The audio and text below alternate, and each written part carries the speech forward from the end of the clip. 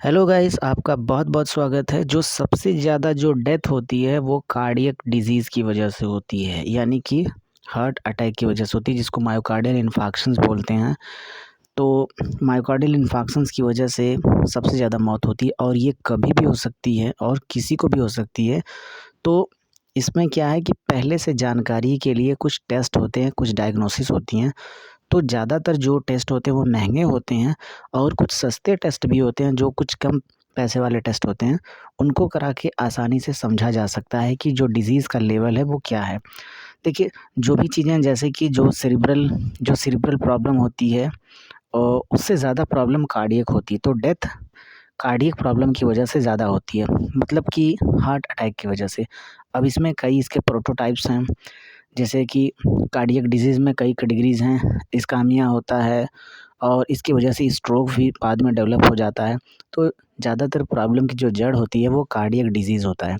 तो कुछ simple test करके इसको समझा जा सकता है कि डिज़ीज़ किस लेवल पे है, किस तरीके से डिज़ीज़ है, कितना डिज़ीज़ फैला है।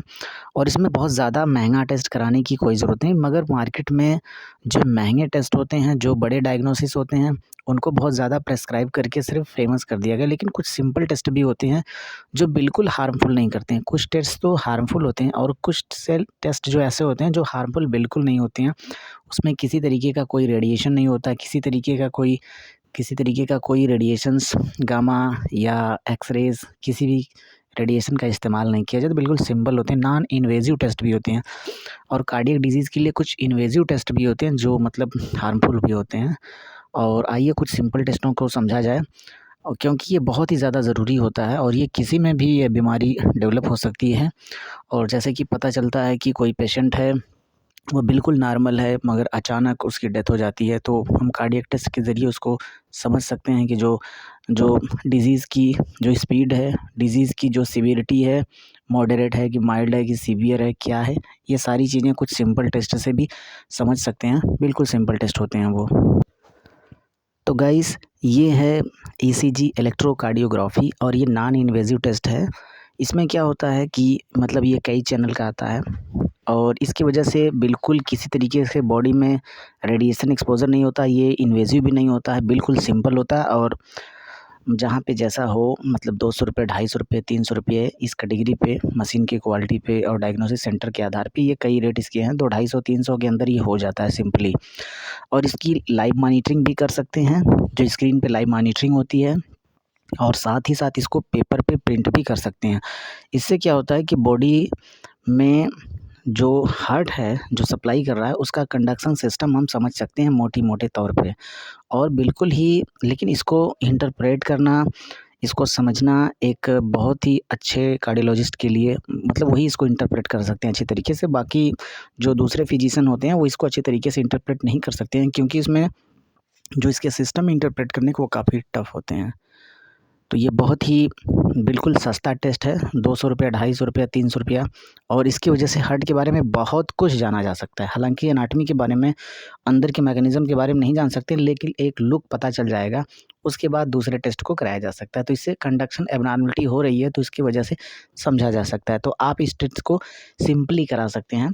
और ये इस पे एक लीड चिपकाई जाती है, ऐसे बॉडी में, ऐसे चेस्ट लीड होती है और इस तरीके से होता है वो स्क्रीन पे, और प्रिंटिंग करके निकाल दिया जाता है। बिल्कुल सिंपल होता है। और कुछ दूसरे भी टेस्ट हैं। तो गाइस, ये कुछ दूसरे टेस्ट हैं, जैसे कि सीटी है, सीटी कार्डियक का सीटी है। और इसमें क्या होता है कि कार्डियक के सीटी में, तो गाइस, जो सिंपली इसमें कंट्रास्ट यूज़ किए जाते हैं, जो वेन में लगाए जाते हैं, ये एक मेडिसिन होती है। इसमें जो होता है एक, मतलब एक तरीके की न्यूक्लियर मेडिसिन होती है, इसको ऐसा कह सकते हैं। और कंट्रास्ट सीटी स्कैन हार्मफुल होता है। पहली बात तो इसमें कंट्रास्ट जो होते हैं उसको किडनी डायलिसिस करता है, जो किडनी के लिए भी एक प्रॉब्लम होती है। एक डाई होती है, एक कलर होता है, एक रंग होता है, जिसकी वजह से वेज़ल बहुत अच्छे तरीके से विज़िबल होती है, अच्छे तरीके से फ़िल्म में, चित्र में अच्छे तरीके से छपती हैं।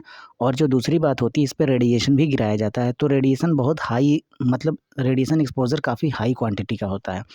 और सीटी स्कैन हार्मफुल जनरली होते हैं। लेकिन जब डिज़ीज़ बहुत ज़्यादा प्रोग्रेस करते हैं तो अंदर की एनाटॉमी देखने के लिए इसका इस्तेमाल करते हैं। वैसे ये 5-6 हज़ार तक का हो सकता है, 6,000 7,000 तक का हो सकता है कंट्रास्ट सीटी स्कैन, इस तरीके से। इसके कई रेट हैं, कई जिस तरीके से जितनी स्लाइड कटिंग कराई जाए, और ये मतलब जिस तरीके से 1 mm की, 2 mm की, जिस तरीके से जितनी स्लाइड उस तरीके से इसका रेट होता है, उसकी प्राइस होती है। तो ये इसमें पहली बात तो रेडिएशन एक्सपोज़र का खतरा होता है और दूसरी बात है कंट्रास्ट भी हार्मफुल होता है और रेडिएशन भी हार्मफुल होता है। और इससे एनाटॉमी के बारे में जानते हैं, एडवांस टेस्ट ये होता है। और दूसरे टेस्ट के बारे में हम और एमआरआई भी होता है। हालाँकि जो एमआरआई होता है वो नुकसान नहीं करता है, बिल्कुल नुकसान नहीं करता है, लेकिन जब कार्डियक एमआरआई होता है तो नुकसानदायक नहीं होता, हार्मफुल नहीं होता है। मगर जब इसमें कंट्रास्ट यूज़ करके एमआरआई किया जाता है तो ये नुकसानदायक होता है थोड़ा बहुत, क्योंकि किडनी इसको डायलिसिस करती है, इसको मतलब डायलिसिस करके इसको शरीर से उत्सर्जित करती है। जितना जल्दी हो सके उतना जल्दी इसको उत्सर्जित करना बॉडी के लिए ज़रूरी होता है। तो जो ये कंट्रास्ट होता है एमआरआई के केस में कार्डियक टेस्ट के लिए, ये हार्मफुल होता है। मगर इसमें ये बहुत ज़्यादा प्रॉब्लम नहीं, मगर ये एमआरआई सीटी स्कैन की अपेक्षा कुछ ज़्यादा प्राइस के होते हैं, ये महंगे होते हैं उसके अपेक्षा। और इसकी भी वजह से और गाइस, हार्ट की बीमारियों को समझने के लिए लिपिड प्रोफाइल भी कराया जा सकता है। इसमें 5 ml का ब्लड निकाला जाएगा और इसकी वजह से सब कुछ बताया जा सकता है। कोलेस्ट्रॉल बॉडी में कितना है और बॉर्डर लाइन कितनी है, हाई रिस्क कितना हो जाएगा तो ज़्यादा प्रॉब्लम होती है, हाई रिस्क है, इस तरीके से इसको समझा जा सकता है। ट्राइग्लिसराइड कितना है, कितना बॉर्डर लाइन है, कितना होगा तो प्रॉब्लम होगी। एचडीएल कोलेस्ट्रॉल है, एलडीएल कोलेस्ट्रॉल है, कोलेस्ट्रॉल का जो रेशियो है, इस तरीके से ये सब कुछ समझा जा सकता है। ये 5 ml के ब्लड में वेन से 5 ml का ब्लड निकाला जाएगा, उसकी वजह से सारी एनालिसिस हो जाएगी। इसमें ज़्यादा खर्चा नहीं लगता है। ये ज़्यादा से ज़्यादा सरकारी में तो ये तो 1 रुपये की पर्ची में भी हो सकता है, जो ज़िला अस्पताल होते हैं। और वैसे तो इसको प्राइवेट लैब में अगर कराते हैं तो 500, 700, 1000 तक का इसका खर्चा हो सकता है, अलग-अलग ये वैरी कर सकता है। तो इससे बहुत सारी चीज़ों को जाना जा सकता है कि ब्लड कितना मोटा हुआ है, ब्लड में कोलेस्ट्रॉल कितना है, एचडीएल, एलडीएल का रेशियो क्या है, सब कुछ इससे जान सकते हैं। और ये हार्मफुल नहीं होता है और ये मतलब इन्वेसिव भी नहीं होता है। एक नीडल से एक बार में ब्लड निकाल लेते हैं 5 ml, उसी से सारा मतलब इस तरीके से बायोकेमिस्ट्री ब्लड की पता चल जाती है और कार्डियक रिस्क के बारे में पता चल जाता है कि हार्ट को कितना प्रॉब्लम हो रहा है, हार्ट मतलब सफ़रिंग कितना कर रहा है, भविष्य में बीमारी कैसे हो सकता है, इस तरीके से इसको समझा जा सकता है। और ये मतलब बिल्कुल सेफ टेस्ट ये सब होते हैं। और अगला टेस्ट पे हम बात करें तो गाइस, ये है किट। और किट की मदद से जनरली ये रोची कंपनी का है, बहुत ज़्यादा फेमस है और ये गोल्ड स्टैंडर्ड डायग्नोसिस होते हैं। मतलब हार्ट अटैक के केस में मायोकार्डियल इन्फार्क्शंस है तो उसमें मेजर है कि मायर है कि माइल्ड है, इस तरीके से जो ब्लड टेस्ट के साथ साथ इसको भी टेस्ट करते हैं। इसमें ब्लड को डाला जाता है, इसको प्रिपेयर करके इसमें बफर वगैरह मिलाए जाते हैं, उसके बाद इसको ब्लड डाला जाता है और यहाँ पे सेंसर इसको इंडिकेट करता है और पॉजिटिव निगेटिव इस तरीके से आता है। और इस तरीके से 2 लाइन रहती है तो पॉजिटिव, अगर 1 लाइन रहती है तो निगेटिव होता है। तो ये जनरली 1800, 2000 इस तरीके से ये किट आती है। और हार्ट अटैक अगर जानना होता है तो जनरली इसको 5 ml का ब्लड निकाल करके और इसमें बफर वगैरह मिला करके उसको प्रिपेयर करके इसमें डालते हैं। उसके बाद ये बता देता है, उसके बाद डॉक्टर को लगता है तो वो और भी टेस्ट कर सकता है, रैपिड टेस्ट कर सकता है। और ये रैपिड टेस्ट होते हैं, ये जनरली 15 मिनट में पता चल जाता है कि प्रॉब्लम क्या है। तो ये बायोकेमिस्ट्री टेस्ट होते हैं। उसके बाद रेडियोलॉजी के लिए भी एक्सरा डॉक्टर कर सकते हैं या सीटी स्कैन कर सकते हैं, तुरंत कर सकते हैं, या 2D एको कर सकते हैं, 2D एको भी कर सकते हैं, इसकी वजह से तुरंत जान सकते हैं। तो ये सारी टेस्ट काफ़ी महत्वपूर्ण होते हैं। और वैसे ये भी टेस्ट बहुत ज़्यादा नॉन इन्वेसिव होता है, इसमें कुछ नहीं करना है, एक बार में ब्लड निकालना है 5 ml, उसके बाद इसको प्रिपेयर करके इसमें बफर जैसी चीज़ें होती हैं, उसको एक केमिकल होता है उसको डाल करके यहाँ पे डाल देते हैं। उसके बाद सेंसर इसको इंडिकेट करने लगता है, आधा घंटा में 40 मिनट जाते-जाते सब कुछ कन्फर्म हो जाता है। और रेडियोलॉजिकल टेस्ट भी किए जाते हैं, ये तो बायोकेमिस्ट्री टेस्ट है। तो कुछ इस तरीके से जाँचें हैं और जिसमें कुछ जाँचें हार्मफुल होती हैं, कुछ जाँचें बिल्कुल यूज़फुल होती हैं। तो हम इन टेस्टों को करा करके लिपिड प्रोफाइल वगैरह जान करके आसानी से समझ सकते हैं कि भविष्य में मतलब किस तरीके के रोग पेशेंट को होने वाले हैं। और मतलब कार्डियक डिजीज़ की वजह से जनरली डेथ हो जाता है, 1.5 से 2 मिनट 1 घंटे के अंदर डेथ हो जाती है। तो कार्डियक डिजीज़ से बचने के लिए ये सब टेस्ट को कराया जा सकता है। इसमें से ईसीजी सबसे अच्छा है।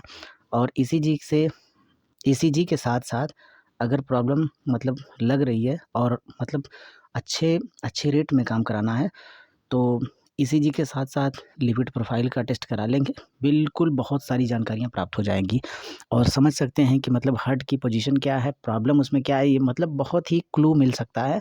और महँगे टेस्ट तब कराते हैं जब प्रॉब्लम ज़्यादा होती है या डॉक्टर रिकमेंड करते हैं उस तरीके से। धन्यवाद दोस्तों।